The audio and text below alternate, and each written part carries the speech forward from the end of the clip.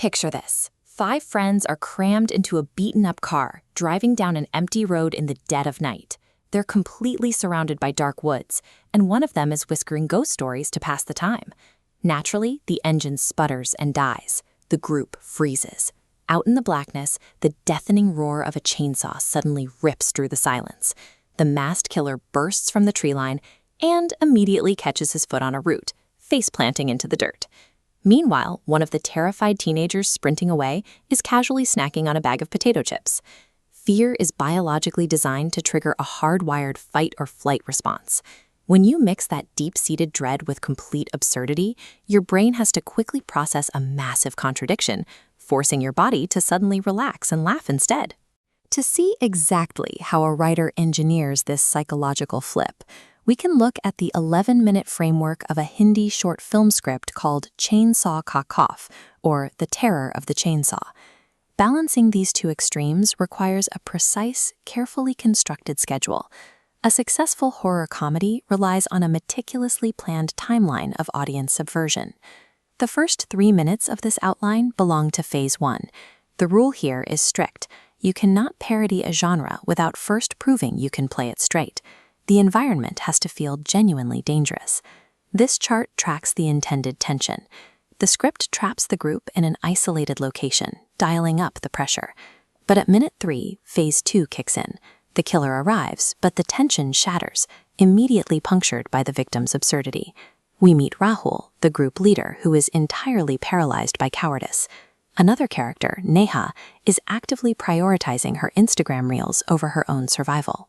And then there's Bunty, whose primary concern while fleeing a chainsaw is finishing his snack. Comedy writers call this an incongruity clash. The humor sparks directly from the friction of characters stubbornly maintaining mundane, everyday priorities in the middle of a life-or-death situation. We expect teenagers in a slasher film to scream, cry, and make frantic attempts to escape. When they do the exact opposite, our brains are forced to abandon fear and accept the joke. The final phase of the script, spanning minutes 8 to 11, targets the antagonist. A complete genre parody requires tearing down the actual threat. The friends decide to turn the tables, rigging a highly illogical and entirely inept trap to capture their pursuer. When they finally spring the trap, they discover the masked man isn't a murderer at all. He's just a clumsy traveler who got completely lost in the woods and was desperately trying to ask for directions. By stripping away the malice, the script defangs the slasher archetype. What started as an unstoppable, lethal force is reduced to an awkward, helpless pedestrian. At a physiological level, a terrifying jump scare and a hilarious punchline operate using the exact same mechanics. This diagram plots out those two reactions. Both are designed to stretch your nerves tighter and tighter over time. The only difference is the release point. A sudden, sharp drop produces a jump scare, while a smooth, unexpected pivot produces a punchline. Scripts like Chainsaw Ka Cough use decades of horror movie conditioning as a shortcut. They know exactly what images and sounds will make your heart rate spike. Your brain is highly trained to anticipate extreme violence when a group is stranded in the dark woods.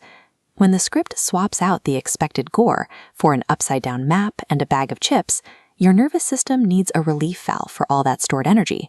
That valve is laughter. We often treat humor and horror as entirely separate experiences. In reality, laughter is simply fear that has been successfully, safely disarmed.